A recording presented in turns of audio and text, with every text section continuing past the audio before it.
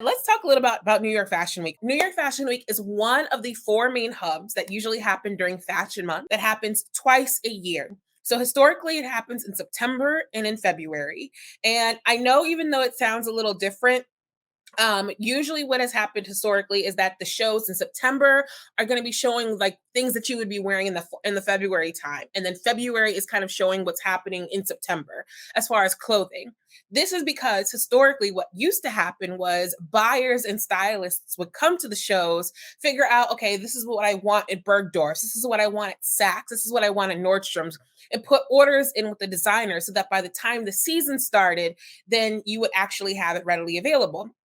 However, people are kind of changing up our shopping patterns, right? Like nowadays, you see something on the runway, you want it immediately. This is why brands like Net-a-Porter, Moda Operandi, and more have now just kind of made more of a see now, buy now model. So essentially, what you can do is you can see a show today, and usually within a few weeks, the designer may have it readily available. Now, this is at the discretion of a designer, but this is sort of the shifting way that fashion is kind of adjusting to consumers, especially in like a post-pandemic time. So September and February are your two fashion months, and you're usually at four fashion hubs. So you have New York, who always kicks us off. Then you have London. Then you have Milan, and then you finish out in Paris. This is for both months, but then also you have different like newer places that are stepping out to the fashion scene, which I'm so excited about, like Copenhagen. The girls got it on lock. All right. Also Lagos, Nigeria is just a beautiful hub, not just for Africa fashion, but then just fashion in general. And I love what's happening over there. By the way, guys, this is a historic year for Black brands at New York Fashion Week. I believe it's like 25 or 28 brands that are going to be showcasing at, in some way, shape, or form during New York Fashion Week. And that is an unprecedented number. So, very, very excited that fashion is continuing to grow in diversity. We still have a long way to go, but we're growing. Let's talk about, how do you even get to go to New York Fashion Week? I love this question because it has changed so many times since 2015, 2016, when I went to my first shows. So it used to be where the designers would actually send out an invite to you. Nowadays, you can actually request to attend shows. And so that is everything from actually reaching out to a designer, or reaching out to their PR agency. Many of them actually recruit agencies around this time because they're just getting an influx of questions and invite requests.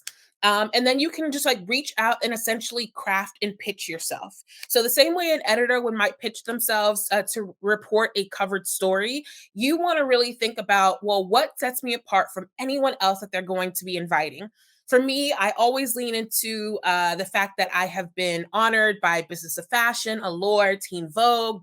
I know it's a little sprinkle, but like sometimes you want to pull out the receipts. I also talk about the fact that what how my traffic on my website does. I'm really blessed that the Blonde Misfit does high five figures each month, especially around impressions.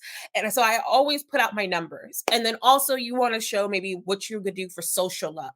I know this is really hard to accept, especially if you are just inherently a writer, but nowadays everyone is talking about social, whether that's your TikTok, your Instagram, your YouTube, your Pinterest, what have you. They want to know what kind of social buzz can you generate for the brand. So always put your numbers out there. Let's talk about brands and how you can work with them. So let me just tell you this, that a lot of influencers are coming up on a lot of money, okay, when they are working with brands, especially for New York Fashion Week. There are different ways you can do it. And in fact, if you want to see a little bit more about what branded content can look like, definitely check me out on Instagram. I'm at the Blonde Misfit across all my social media platforms, but you can sort of see a little bit about how I have partnered with brands in the past. But one of the things that you can always think about is that brands want to work with you just as much as you want to work with them. But again, it's all about positioning yourself and pitching yourself to be the perfect collaborator for them and their needs. Simply just pitching a brand and introducing yourself. Again, showing those stats, showing your scope, showing your dedicated audience and what they like, but then also explaining to a brand why you would want to work with them and why particularly you are a good fit. Now, I want to say this because I know a lot of people probably overthink it, but you're overthinking it. Don't get too fixated on stressing out about your unique value proposition. Just really be yourself and show up. And if a brand feels like a right fit, it'll be. I am truly a believer that everything works in its own divine timing. And so just keep working with the brand, show some love to them on social media, follow them. If they have event launches in your neighborhood or in your area, like try to see if you can pull up, see if you can show love. People want to see that you are actually invested in the brand before they invest in you. How you can work with brands and how you can pitch yourself. What my day to day looks like. For me, what it looks like usually during Fashion Week is I'm usually up by like 6:30, and I go through all of my emails. I weed out whatever I'm not going to probably cover, but then I also will go through what I am planning on covering. Then from there, it's about drafting your blog posts, about your social captions, if there's video assets, figuring out where I can get those video assets, and then ensuring that I'm giving proper accreditation to everyone. And then from there, I am usually drafting and sending things out, following up with brands, following up with PR people and letting them know that something is live or that I'm en route.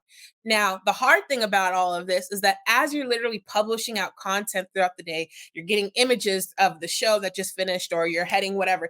You also are physically moving.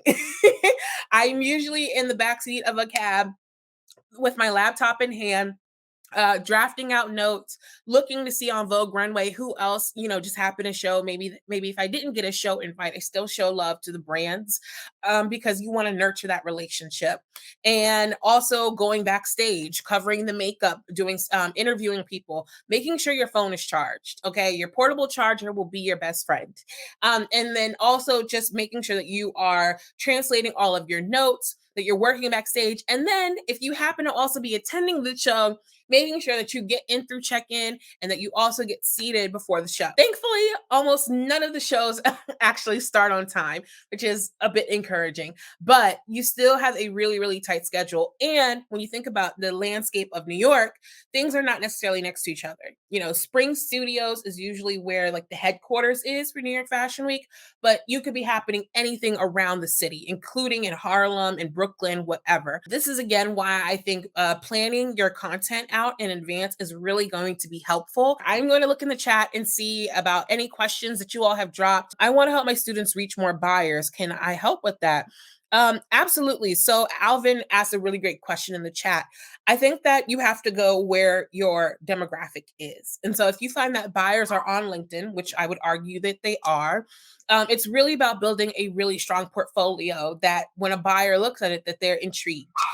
Sometimes you get opportunities to present in front of like a Linda Fargo or, a designer who might show in front of Anna Wintour.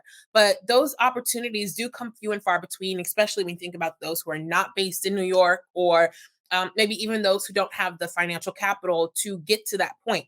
What I would recommend is definitely building out a portfolio, a strong one, leading with your best images. Again, leading with that unique value proposition and what you're doing in the industry that is different than what everyone else is. And then I would actually just continuously post it, tagging maybe the right prospective like agencies or even a particular buyer. Any recommendations for what kind of video content people can post, even if they aren't attending shows? Great question, Eva. So the great thing about content nowadays is you guys can make anything a video, right? You can do anything from posting photos and stitching them into a video like collage. You could also post selfies. Some of the most viral and biggest things are people who are just giving their takes on what they see down the runway. So let's say, for instance, tomorrow that one of the brands showing today has like a really, really strange moment. You can literally get your phone out and like record your reaction and upload it, because if everyone is already searching for it, the likelihood of your discoverability is a lot higher. Okay, guys, I think that is all my questions. And so I know we're at time. I want to just thank you guys so much for hanging out with me. In the meantime, make sure you are following me here on LinkedIn if you are not already doing so that you don't miss any of my content. Also, check me out on Instagram and on TikTok and on Twitter at The Blonde Misfit. And then, of course, check out theblondemisfit.com. We have new content coming out daily for the next couple weeks because your girl is going here, then she's going to LA, then she's coming back, then she's going to DC, then she's coming back. So it's a lot of content. Anyway, guys, thank you so much. Stay blessed. Stay hydrated if you're heading out to New York Fashion Week, and I will see you all in the next live. Bye.